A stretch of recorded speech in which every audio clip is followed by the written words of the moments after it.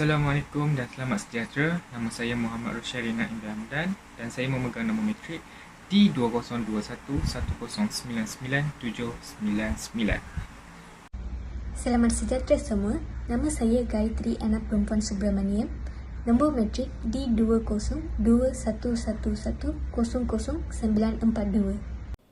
Selamat sejahtera, nama saya Lim Siu Yen, pemegang kad nombor matrik D202111000537. Hai, saya Alia Azira Miti Maksari, memegang kad matrik D202111001078. Nama saya Aina Syamimi binti Abdul Rahim dan nombor kad matrik saya D202111000087.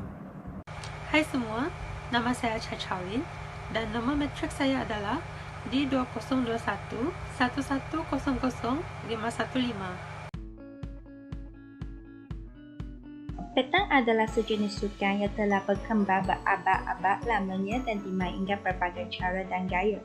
Sejalan yang tepat mengenainya tidak tercatat, tetapi terdapat bukti-bukti bahawa sukan ini pada awalnya dimainkan semasa kerajaan Yunani lebih 2000 tahun yang lampau.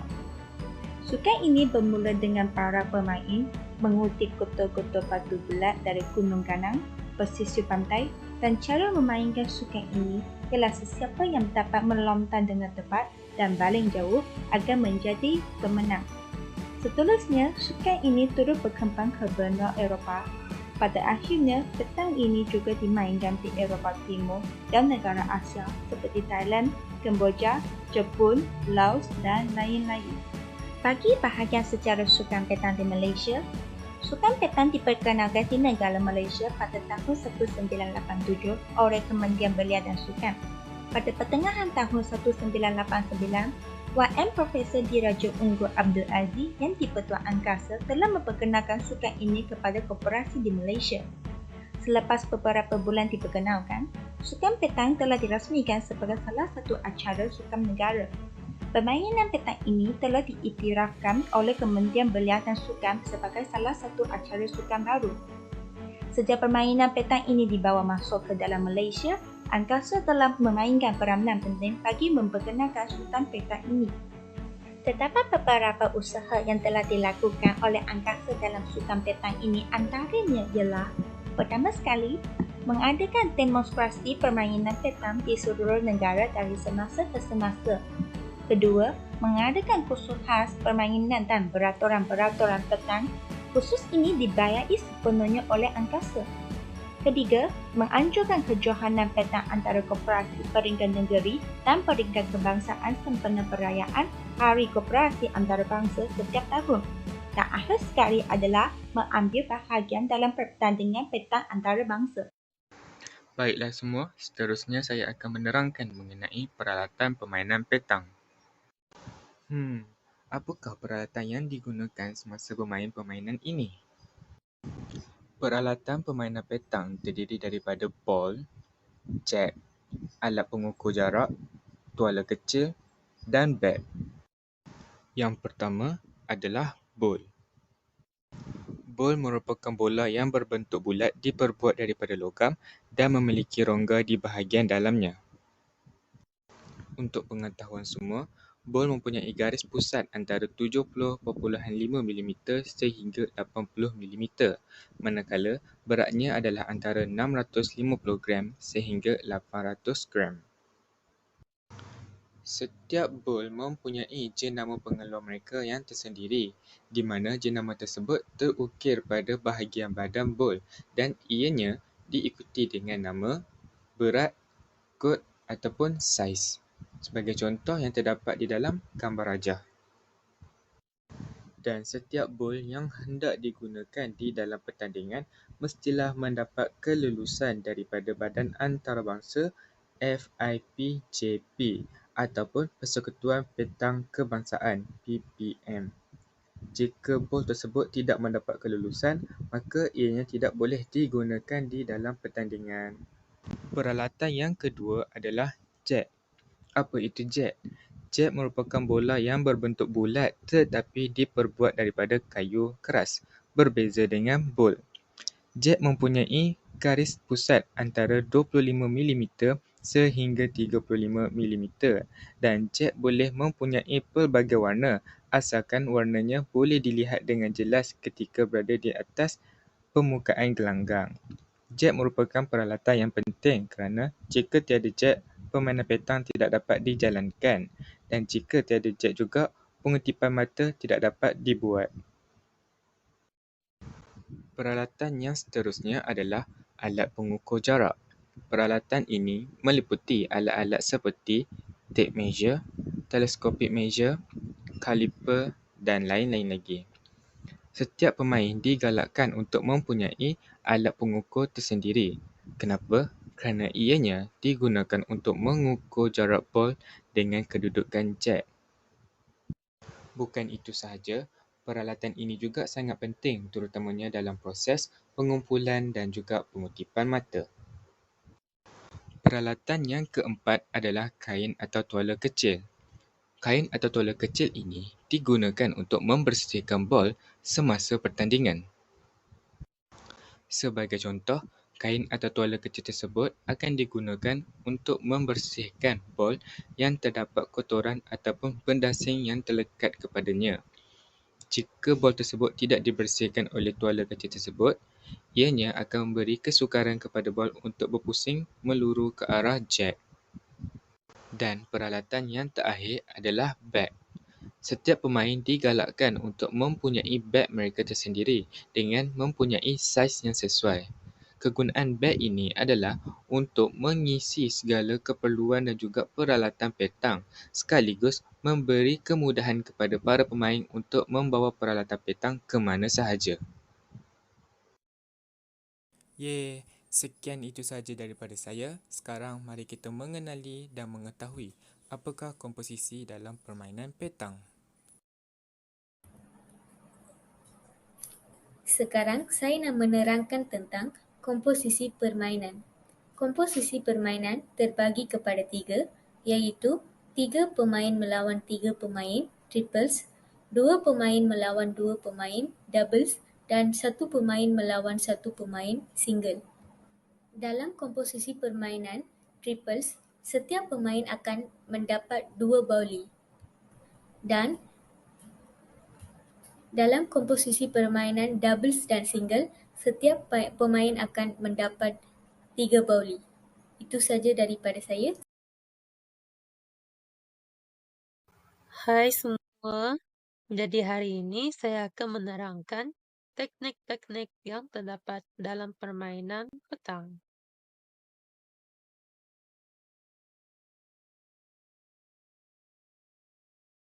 Terdapat 4 teknik asas dalam permainan petang. Antaranya termasuklah teknik asas memegang bola, teknik asas posisi kaki, teknik asas posisi pointing, dan juga teknik asas posisi shooting.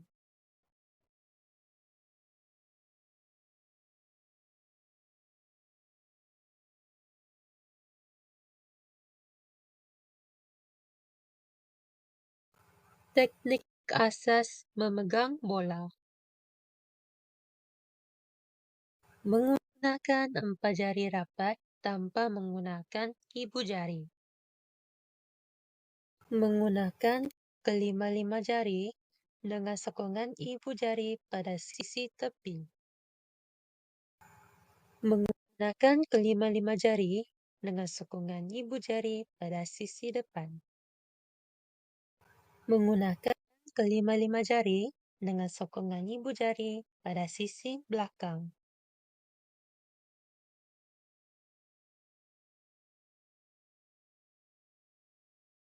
Teknik asas posisi kaki. Kedudukan kaki separuh ke depan dan separuh ke belakang. Kedudukan kaki sama atau selari. Kedudukan kaki setengah di hadapan dan setengah di belakang serta sedikit terbuka di bahagian belakang.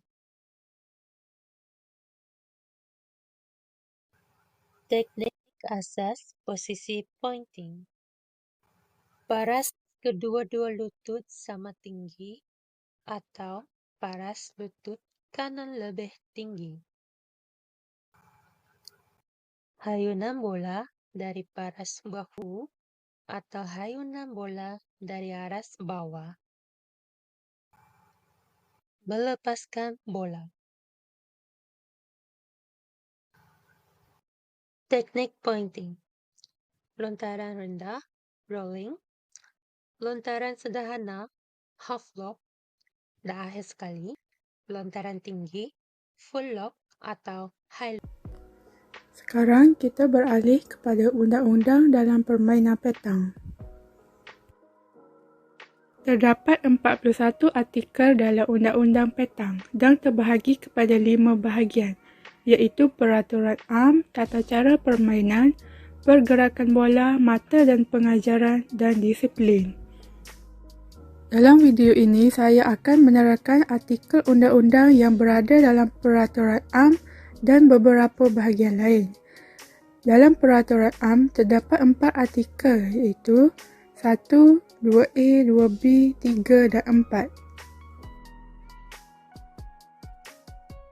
Artikel 1. Komposisi pasukan. Permainan petang ini adalah untuk 3 pemain melawan 3 pemain, triple. Sukan ini juga boleh dimainkan secara 2 pemain melawan 2 pemain, double, dan 1 pemain melawan 1 pemain, single. Untuk bertiga, tiap-tiap pemain akan menggunakan 2 biji bola. Untuk double dan single, setiap pemain akan menggunakan 3 biji bola. Tiada versi lain selain daripada 3 kategori di atas dibenarkan untuk membentuk satu pasukan. Artikel 2A. Kriteria-kriteria bola yang diluluskan. Permainan perlu menggunakan bola yang diluluskan oleh FIPJP. Bola mestilah diperbuat daripada logam. Garis pusat bola mestilah antara 7.05 cm hingga 8 cm. Berat bola mestilah antara 650 gram hingga 800 gram. Tanda pengeluar dan berat hendaklah tentera pada bola dan sentiasa dapat dilihat dengan jelas. Artikel 3. Jack yang diluluskan. Jack adalah sejenis bola yang diperbuat daripada kayu atau bahan sintetik yang mempunyai tanda pengeluar dan diperakui oleh FIPJP bahawa bahan itu selamat dan boleh digunakan serta memenuhi segala spesifikasi. Garis pusatnya mestilah antara 25 mm hingga 35 mm. Jack boleh diwarnakan dengan apa-apa warna yang mudah dilihat. Artikel 4. Lesen. Lesen hendaklah mematuhi peraturan pentadbiran FIPJP. Khasnya hendaklah menunjukkan gambar ahli yang terbaru, dicop dan ditandatangani oleh ahli berkenaan. Sebelum perlawanan dimulakan, tiap-tiap pemain perlu menunjukkan permitnya. Pengadil dan pihak lawan juga boleh meminta pemain menunjukkan lesen masing-masing, kecuali jika lesen tersebut disimpan oleh pihak penganjur. Artikel 21. Tempoh masa melontar bola. Bila jack telah dilontar, pemain mempunyai 1 minit untuk membaling bola. Masa giliran 1 minit dikira sebaik sahaja bola sebelumnya atau jack berhenti. Jika mata atau poin terpaksa diukur, masa 1 minit dikira bermula sebaik sahaja pengukuran tamat. Pemain yang tidak mematuhi peraturan ini boleh dikenakan denda seperti di bawah artikel 10. Contohnya, diberi amaran serta membatalkan penyertaan pasukan. Artikel 30. Benda asing yang melekat pada bola dan jack. Apa-apa benda asing yang melekat kepada mana-mana bola dan jack hendaklah dibersihkan terlebih dahulu sebelum pengukuran dibuat. Artikel 40. Tugas seorang pengadil. Pengadil yang telah dilantik untuk mengadili satu-satu pertandingan hendaklah mengadili pertandingan tersebut berpandukan peraturan-peraturan pertandingan. Pengadil adalah mempunyai kuasa untuk menggantung, menghalang mana-mana pemain atau pasukan daripada meneruskan permainan jika tidak mahu mengikuti atau mematuhi keputusannya. Penonton berlesen yang boleh menyebabkan berlakunya insiden buruk akibat salah lakunya akan dilaporkan oleh pengadil kepada Badan Induk Petang. Mereka kemudiannya boleh disaman untuk hadir di mesyuarat disiplin yang memutuskan denda yang dikena kepadanya. Keistimewaan yang didapati dari permainan petang. Yang pertama, petang memenuhi konsep sukan untuk semua. Faktor jantina dan fizikal bukan menjadi satu kelebihan. Seseorang yang dikurniakan kelebihan dari segi fizikal, kecergasan, stamina, konsentrasi dan kewangan boleh mencuburi sukan ini. Lelaki, wanita, kanak-kanak, remaja, dewasa dan mereka yang berumur boleh melibatkan diri dalam sukan ini. Mereka boleh bergabung dan bermain dalam satu pasukan tanpa memerlukan apa-apa advantage atau handicap. Keistimewaan yang kedua adalah petang amat mudah dipelajari. Dengan memerhati dan mengkaji serta mengetahui beberapa peraturan asas, seseorang itu mampu bermain petang. Ia tidak memerlukan pergerakan yang banyak kerana permainan ini dilakukan dalam gelanggang yang berukuran kecil iaitu 15 kali 4 meter minimum dan tidak mempunyai had masa tertentu untuk menghabiskan permainan ini. Petang tidak memerlukan tempat tertentu untuk bermain, di mana terdapat kawasan lapang seperti di halaman rumah, di tepi pantai, di tepi padang atau di taman permainan, seseorang boleh menjalankan aktiviti permainan petang. Dengan maksud lain, keluasan gelanggang permainan itu senang dicari. Keistimewaan seterusnya adalah petang tidak memerlukan pakaian khas untuk bermain. Asalkan pakaian yang digunakan itu ringan dan memudahkan pergerakan serta sopan, ia boleh digunakan pakai untuk bermain permainan petang. Keistimewaan yang terakhir adalah dari segi kos. Permainan petang adalah one-time investment. Bol permainan petang hanya dibeli sekali dan selagi ia tidak pecah atau hilang, ia boleh digunakan bertahun-tahun lamanya. Pada pendapat saya, cara menyemaikan permainan petang bagi generasi muda ialah memberikan kelakan dengan cara membelikan peralatan petang kepada anak-anak mereka. Sekiranya anak-anak memiliki peralatan sukan yang lengkap dan sesuai, sudah pastilah mereka lebih bersemangat untuk permainan tersebut.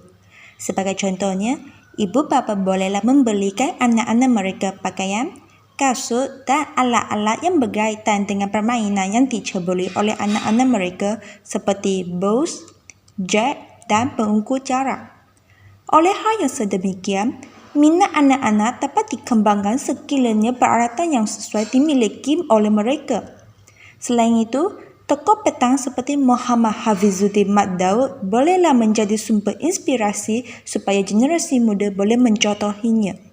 Pada pendapat saya pula, pihak media juga boleh memainkan peranan dengan memaparkan sukan petang ini di dalam media massa seperti media massa di alam maya, televisyen, radio dan sebagainya. Hal ini kerana melalui penggunaan media ini, ianya merupakan inisiatif yang sangat dekat terutamanya kepada generasi muda pada masa kini. Bukan itu sahaja, golongan yang berumur juga sekaligus dapat menambah pengetahuan mengenai sukan petang ini. Sebagai contoh, pihak media dapat membuat sebuah cerita mengenai sukan petang yang mana menceritakan segala mengenai sukan tersebut dari segi sejarahnya, cara bermainnya, peralatannya dan lain-lain lagi di dalam program tersebut yang boleh kita kenalinya sebagai reality show yang terkenal di Malaysia, sebagai contoh Majalah 3. Dengan cara ini, sukan petang dapat dikenali dalam kalangan generasi muda yang menontonnya. Dalam masa yang sama, cara lain untuk menyemai minat generasi muda pada permainan petang adalah dengan mengadaptasi permainan petang dengan teknologi terkini. Sebagai contoh, permainan Beyblade yang menjadi kegemaran golongan kanak-kanak kerana menonton animasi popular dari Jepun sebenarnya berasal daripada permainan tradisional mereka yang bernama Pegoma. Perkara ini boleh menjadi contoh kepada penggiat permainan petang dalam memperkasakan permainan ini. Langkah ini tidak akan memusnahkan permainan petang, tetapi sebaliknya makin ramai yang akan mengambil tahu dan minat terhadap permainan ini. Di sini jelaslah bahawa mengadaptasi permainan petang dengan teknologi terkini dapat meningkatkan kepopularan dalam generasi muda. Pada pendapat saya, cara untuk menyemai minat generasi muda pada permainan ini adalah pihak sekolah perlu mengadakan kempen tentang permainan petang. Dengan ini, generasi muda akan mengetahui tentang permainan petang secara mendalam. Mereka juga mengetahui tentang kebaikan permainan pentang dan mengetahui cara bermain pentang. Perkara ini dapat menimbulkan minat dalam permainan ini. Pada pendapat saya, cara untuk menyemai minat generasi muda pada permainan petang adalah pihak ibu bapa haruslah memberi sokongan dan bimbingan secara sepenuhnya kepada golongan generasi muda. Hal ini dikatakan demikian kerana sokongan daripada ahli keluarga akan memberi keyakinan kepada mereka untuk meneruskan permainan petang. Bukan begitu sahaja, sokongan secara kewangan daripada ibu bapa juga penting kepada generasi muda untuk mendapatkan set permainan petang yang lengkap dan memenuhi peraturan dan undang-undang petang. Pada pendapat saya, di peringkat permulaan, cara menyemai minat generasi muda pada permainan petang dengan menggalakkan mereka muat naik permainan petang dalam telefon bimbit. Guru, pensyarah atau pihak berkenaan boleh juga menganjurkan pertandingan permainan petang atas talian terutamanya pada musim COVID-19. Selain itu, apabila generasi muda bermain games petang, mereka akan tertarik dan ingin bermain secara fizikal. Terdapat banyak games petang yang boleh dimuat turun, antaranya seperti dalam video di atas.